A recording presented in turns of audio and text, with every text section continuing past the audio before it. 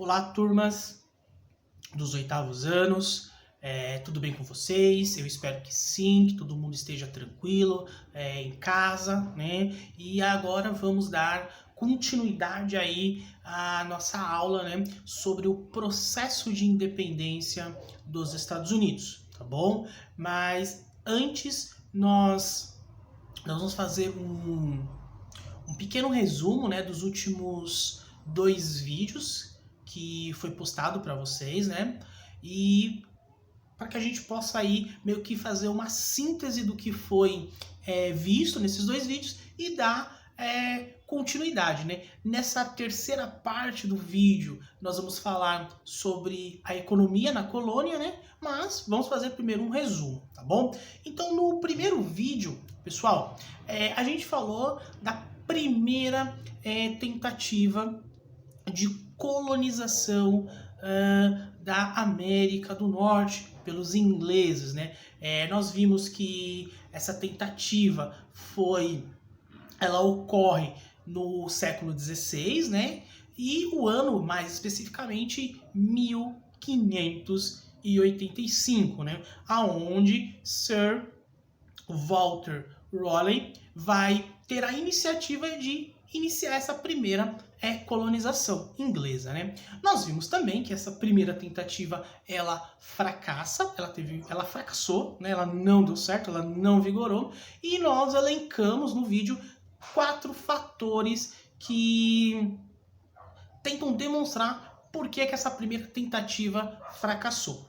Primeiro fator foi a questão da fome. Segundo fator foi a questão das doenças. Terceiro fator foi o conflito entre os nativos e os colonos ingleses, né? E o quarto fator foi a questão do individualismo, né? Por quê? Porque nessa primeira tentativa de colonização inglesa não houve uma parceria entre a coroa inglesa e Sir Walter Raleigh. Então não houve, então ele teve uma iniciativa individual e no individual não deu certo, tá bom? Aí no segundo vídeo nós falamos da segunda tentativa de colonização, né? Essa sim, ela deu certo, né? Ela ocorre já no século XVII, em especial no ano de 1620, com a chegada, né, do navio Mayflower, né, onde vai chegar os pais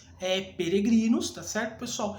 E também vimos que essa segunda tentativa de colonização foi uma junção, né? Foi uma parceria. De um lado, né, alguns comerciantes ingleses que formam as companhias comerciais e de outro lado a coroa inglesa que se une aí nessa parceria e ela dá certo. A segunda tentativa de colonização ela deu certo. E ao longo aí desse século XVII se formou, né, um povoamento, e esse povoamento ele recebe o nome de as 13 colônias, né? E essas 13 colônias nós fizemos uma divisão, né? Onde você tem, né, as colônias do norte, onde você tem as colônias centrais ou do centro e as colônias do sul. Então foi isso que o primeiro e o segundo vídeo aí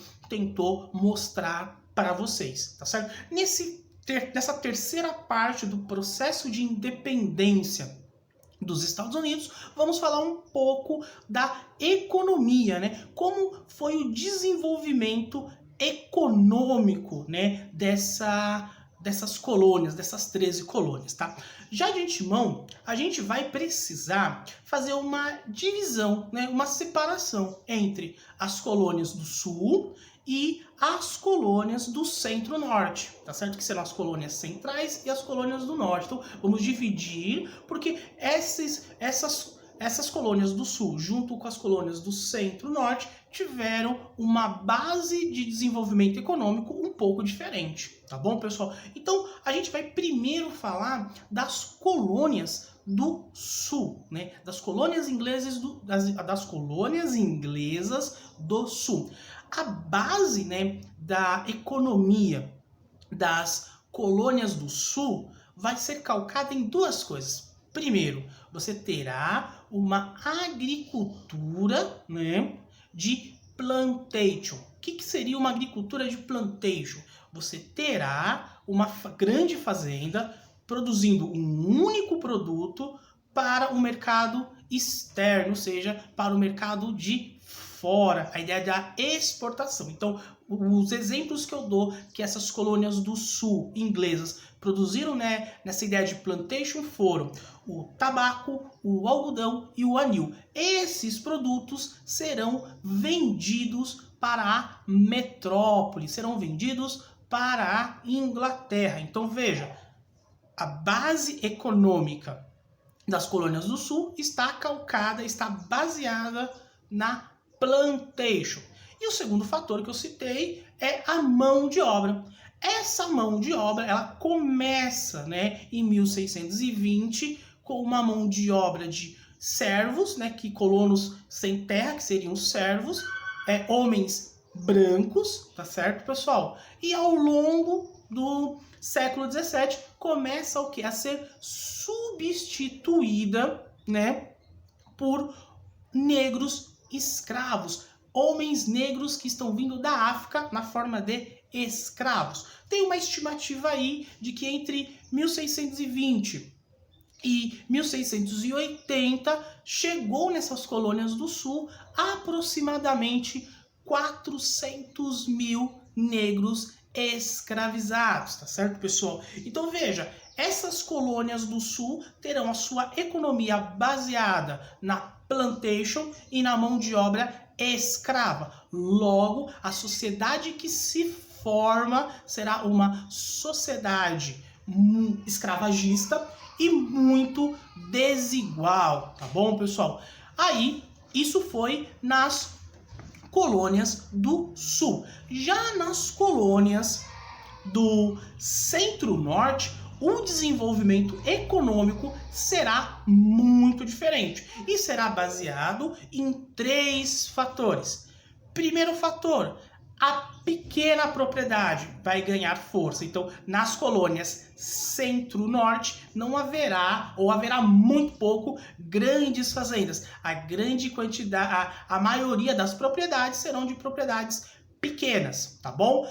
Outro fator, segundo fator, né, dessa economia das colônias do centro-norte, será a policultura. O que é a policultura? Será a produção de diversos tipos de produtos. Então, eu tenho lá na minha pequena propriedade, eu tenho uma plantação de trigo, eu tenho uma plantação de soja, eu tenho uma plantação um pouquinho de milho, um pouquinho de algodão, um pouquinho de batata. Isso é a policultura. E terceiro fator será a ideia da manufatura, né? Ou seja, de transformar ou produzir alguns produtos, tá certo, pessoal? Então veja, a base econômica das colônias do centro-norte serão baseadas em 3 fatores: pequena propriedade, a policultura e a manufatura. Junto com isso vai se formar, né, aquilo que nós chamaremos de um comércio triangular. Esse comércio triangular vai ocorrer em 3 regiões, né? Então, vai acontecer na região das colônias centro-norte, vai acontecer nas Antilhas e vai acontecer na costa africana, tá certo, pessoal? Vamos colocar o mapa para que vocês possam observar isso. Então, veja só, olha como funcionava esse modelo desse comércio triangular nas colônias centro-norte. Primeiro, tem que ficar claro que os colonos das colônias do centro-norte, eles produziram, eles fabricaram, eles manufaturaram os seus próprios navios. E como é que eles fizeram isso? Usando a madeira que é possível ser retirada das florestas dessa região. Então, eles produzem os seus navios e esse navio, ele acabou servindo para transportar essas mercadorias. Isso é importante, porque eles não dependem de uma frota naval de outro país. Eles conseguiram produzir a sua frota. Tudo bem até aqui, pessoal? Aí, olha como funcionou esse sistema de um comércio triangular. Então, as colônias centro-norte iriam até as Antilhas, e nas Antilhas ela comprava o melaço da cana-de-açúcar. Esse melaço era levado para as ilhas, para as colônias, melhor dizendo. Lá era transformado, né? Passava por um processo de manufatura, onde se transformava o rum, fazia desse melaço rum. Esse rum, né, junto com tecidos, junto com armas, como você está vendo no mapa, ele era levado pela setinha vermelha, ele era levado para a costa africana. Na costa africana ele era vendido e era-se adquirido escravos. Esses escravos, eles acabavam chegando até as Antilhas, onde eles eram vendidos e adquirindo mais melaço. Esse melaço volta para as colônias centro-norte. Então veja, esse comércio triangular recebe esse nome porque realmente, se você passar o seu dedo, você vai ver que você está formando um triângulo, tá certo, pessoal? Então veja, foi assim que foi a base da economia das colônias centro-norte. E aqui a gente vai agora só fazer um comparativo, né? Como se eu estivesse criando uma tabela. Então veja, nas colônias do sul, você terá uma base econômica, a plantation e a mão de obra escrava. Já na questão das colônias do centro-norte, você terá uma base econômica ligada à pequena propriedade, à policultura e à manufatura, né? Aonde as colônias do centro-norte terão uma questão de uma vantagem econômica, porque esse comércio triangular ele é muito mais lucrativo, tá bom? Mas o que interessa para nós é pensar o seguinte, é fazer uma reflexão. E essa reflexão é: o relacionamento entre as colônias e a metrópole pode ser pensado da seguinte maneira: as colônias do sul têm uma maior dependência, né, na questão econômica, enquanto as colônias do centro-norte têm uma menor dependência, não dependem tanto, porque esse comércio triangular garante elas um poder econômico. Tudo bem até aqui, pessoal? Então, isso é o que a gente tem como reflexão. E uma outra reflexão é que, no campo político, as 13 colônias, elas têm uma certa autonomia, né? Elas têm uma certa liberdade. E essa liberdade está ligada a alguns fatores que nós vamos ver. Alguns fatores não, né? Mas algumas ações. Então, por exemplo, as colônias, elas podiam, isso aqui eu tô falando das 13 colônias, elas podiam escolher como gastar o seu orçamento, como administrar, elas podiam ter uma assembleia. Então veja, essas ações dão às 13 colônias uma liberdade política, tá certo? E será essa liberdade política junto com essa, vamos dizer assim, flexibilização econômica, principalmente do norte, que vai, de certa forma, ser os aspectos que nos ajudam a entender esse processo de independência dos Estados Unidos. E por quê? Porque nós vamos ver no próximo vídeo que a metrópole, que a Inglaterra vai meio que apertar o cinto dessas colônias, né? Por algumas questões que nós vamos ver no próximo vídeo, tá bom, pessoal? Aqui a intenção era mais ou menos desenhar qual foi a base econômica que proporcionou o desenvolvimento dessas 13 colônias. Tudo bem, pessoal?